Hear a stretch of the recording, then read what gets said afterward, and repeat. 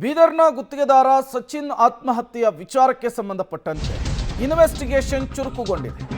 ಗುತ್ತಿಗೆದಾರ ಸಚಿನ್ ಆತ್ಮಹತ್ಯೆಯ ಪ್ರಕರಣ ಬೀದರ್ಗೆ ಭೇಟಿ ಕೊಟ್ಟಿದ್ದಾರೆ ಸಿಐಡಿ ಡಿಐಜಿಪಿ. ಅವರೀಗ ತನಿಖೆಯನ್ನು ಮುಂದುವರಿಸಿದ್ದಾರೆ. ಡಿಸೆಂಬರ್ 26ರಂದು ಆತ್ಮಹತ್ಯೆಯನ್ನು ಮಾಡಿಕೊಂಡಿರ್ತಾರೆ ಸಚಿನ್ ಪಾಂಚಾಳ. ಆತ್ಮಹತ್ಯೆಯ ದಿನದಂದು ಇಂಚಿಂಚು ಮಾಹಿತಿಯನ್ನು ಪಡೆದುಕೊಂಡಿರ್ತಾರೆ ಡಿಐಜಿಪಿ. ರೈಲ್ವೆ ಪೊಲೀಸರು ಹಾಗೂ ಸಿಐಡಿ ತಂಡದಿಂದ ಮಾಹಿತಿಯನ್ನು ಪಡೆದುಕೊಂಡಿದ್ರು. ಈಗ ಆ ಇನ್ವೆಸ್ಟಿಗೇಷನ್ ಮತ್ತಷ್ಟು ಚುರುಕುಗೊಂಡಿರುವಂಥದ್ದು. ಸ್ಥಳ ಮಹಜರನ್ನು ಕೂಡ ಮಾಡಲಿಕ್ಕೆ ಮುಂದಾಗಿರುವಂಥದ್ದು. ಆತ್ಮಹತ್ಯೆಯ ಸ್ಥಳ ಮಹಜರನ್ನು ಮಾಡಿದ್ದಾರೆ. ಈಗ ಈ ಪ್ರಕರಣಕ್ಕೆ ಸಂಬಂಧಪಟ್ಟಂತೆ ಮತ್ತಿನ್ನೇನೆಲ್ಲ ಬೆಳವಣಿಗೆಗಳಾಗುತ್ತೆ ಅನ್ನೋದು ತುಂಬ ಕುತೂಹಲ ಕಾರಣವಾಗ್ತಾ ಇದೆ. ಕಾರಣ ಈಗ ರಾಜಕೀಯ ಕೆಸರರ ಚಾಟಕ್ಕೂ ಕೂಡ ಸಚಿನ್ ಆತ್ಮಹತ್ಯೆಯ ವಿಚಾರ ವೇದಿಕೆಯಾಗಿರುವಂಥದ್ದು. ಮತ್ತೊಂದು ಕಡೆ CBI ಕೊಡಬೇಕು ಅಂತ ಹೇಳಿ ವಿಪಕ್ಷಗಳು ಪಟ್ಟನ್ನು ಹಿಡಿದಿದ್ದಾವೆ. ಇದರ ನಡುವೆ ರಾಜ್ಯ ಸರ್ಕಾರ ಇದನ್ನು CID ಹೆಗಲಿಗೆ ಕೊಟ್ಟಿದೆ. ಈಗ ಇನ್ವೆಸ್ಟಿಗೇಷನ್ ಕೂಡ ಚುರುಕೊಂಡಿದೆ. ಇದನ್ನ ಏನು ಗುತ್ತಿಗೆದಾರ ಸಚಿನ್ ಸೂಸೈಡ್ ಪ್ರಕರಣ ನಿಜಕ್ಕೂ ಒಂದು ರೀತಿಯ ಭಾರಿ ಸಂಚಲನ ಮೂಡಿಸಿರುವಂಥದ್ದು. ಹೀಗಾಗಿ ಒಂದು ರೀತಿಯ ರಾಜಕೀಯ ಜಟಾಪಟಿಗೂ ಕಾರಣ ಆಗಿರುವಂಥದ್ದು. ಹೀಗಾಗಿ ಈಗಾಗಲೇ ರಾಜ್ಯ ಸರ್ಕಾರ ಏನೋ ಒಂದು CIDಗೆ ಏನೋ ಒಂದು ಪ್ರಕರಣನ ಕೊಟ್ಟಿದೆ. ಹೀಗಾಗಿ CID ತಂಡ ಗಡಿ ಜಿಲ್ಲೆ ಬೀದರ್ಗೆ ಬಂದು ಈಗಾಗಲೇ 4 ದಿನಗಳಿಂದ ಒಂದು ರೀತಿಯ ಮೊಕ್ಕಾಮುಡಿ ತನಿಖೆ ಮಾಡ್ತಂಥದ್ದು. ಇವತ್ತು ಏನು DIGP ಅವರು ಬಂದಿರುವಂಥದ್ದು ಬಂದು ನೋಡ್ಬೋದು. ಈಗಾಗಲೇ ಏನೋ ಒಂದು ಸ್ಥಳ ಮಾಜರು ಕೂಡ ಮಾಡ್ತಾ ಇರುವಂಥ ದೃಶ್ಯಗಳು ನಿಮಗೆ ಕಂಡು ಬರ್ತಾ ಇದೆ. ಯಾಕಂದರೆ ಪ್ರಮುಖವಾಗಿ ಈ ಒಂದು ಟ್ರ್ಯಾಕ್ನಲ್ಲೇ ಒಂದು ರೀತಿಯ ಸಂಪೂರ್ಣವಾಗಿ ಏನೋ ಒಂದು ಸೂಸೈಡ್ ಮಾಡ್ಕೊಂಡಿರುವಂಥದ್ದು ಸಚಿನ್.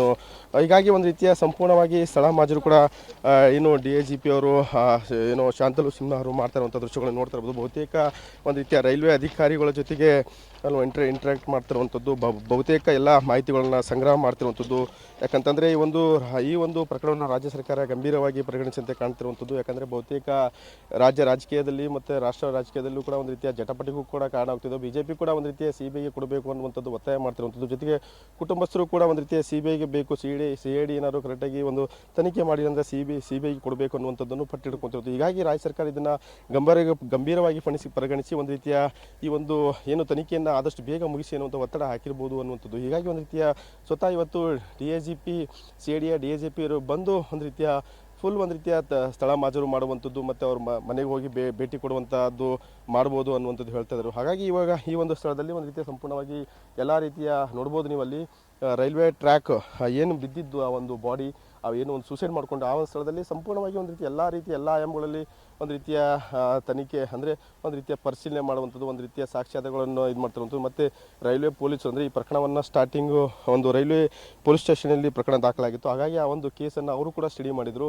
ಹಾಗಾಗಿ ಆ ಸಾಕ್ಷಿಗಳು ಮತ್ತು ಅವರ ಒಂದು ಏನಿದೆಯೋ ಮಾಹಿತಿ ಅನ್ನೋದು ಸಮಗ್ರವಾದ ಒಂದು ಮಾಹಿತಿಯನ್ನು ಈಗ ಏನು ಸ್ವತಃ CIDಯ DIGP ಅವರು ಶಾಂತಲು ಸಿನ್ಹಾ ಬಂದು ಒಂದು ರೀತಿಯ ಸಂಪೂರ್ಣ ಮಾಹಿತಿಯನ್ನು ಕಲೆ ಆಗ್ತಂತು. ಹಾಗಾಗಿ ಒಂದು ರೀತಿಯ ಈ ಪ್ರಕರಣವನ್ನು ಒಂದು ರೀತಿಯ ಸರ್ಕಾರ ಮುಚ್ಚಾಕಲು ಪ್ರಯತ್ನ ಪಡ್ತಾ ಇದೆ ಅನ್ನುವಂಥ ಒಂದು ಆರೋಪ ಕೇಳಿ ಬರ್ತಾ ಇರುವಂಥದ್ದು. ಹೀಗಾಗಿ ಒಂದು CID ತಂಡ ಏನಿದೆ ಒಂದು CIDಯ ಸ್ವತಃ DIGP ಬಂದು ಒಂದು ರೀತಿಯ ತನಿಖೆಯನ್ನು ಚುರುಕು ಮಾಡ್ತಾ ಇರುವಂಥದ್ದು, ಒಂದು ರೀತಿಯ ಫೈನಲ್ ಟಚ್ಚನ್ನು ಕೊಡ್ತಾ ಇರುವಂಥದ್ದು. ಯಾಕಂದರೆ ಇಷ್ಟು ದಿನ CID ಒಂದು DSP ತಂಡದ ನೇತೃತ್ವ ತಂಡ ಒಂದು ರೀತಿಯ ಮಾಹಿತಿಯನ್ನು ಕಲೆ ಆಗಿತ್ತು, ತನಿಖೆ ಮಾಡಿತ್ತು. ಹಾಗಾಗಿ ಫೈನಲ್ಲು ಯಾವ ರೀತಿ ಇದೆ, ಏನು ಆಗಿದೆ ಅನ್ನುವಂಥದ್ದನ್ನು ಸಂಪೂರ್ಣವಾಗಿ ಮಾಹಿತಿ ಪಡೆದು ಸರ್ಕಾರಕ್ಕೆ ಆದಷ್ಟು ಬೇಗ ವರದಿ ಸಲ್ಲಿಸೋಕ್ಕೆ ಇವತ್ತು DIGP ಅಂದರೆ CIDಯ DGP ಶಾಂತಲು ಸಿನ್ಹಾ ಇವತ್ತು ಬಂದು ಪ್ರತಿಯೊಂದು ಸ್ಥಳ ಮಾಜರಾಗಿರ್ಬೋದು ಮತ್ತು ಇನ್ನಿತರ ವಿಚಾರಣೆ ಆಗಿರ್ಬೋದು ಮಾಡ್ತಾ ಇರುವಂಥದ್ದು. ಹೀಗಾಗಿ ಒಂದು ರೀತಿಯ CIDಯ ತನಿಖೆ ಈಗ ಚುರುಕುಗೊಂಡಿರುವಂಥದ್ದು.